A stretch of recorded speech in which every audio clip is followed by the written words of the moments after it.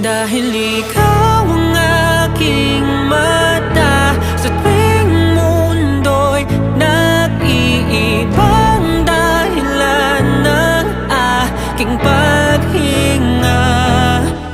Kaya huwag mag-alala, ipikit ang iyong mata, tana, pahinga muna, ako nang bahala. Labis pa sa labis ang iyong nagawa, mama, pahinga muna, ako na.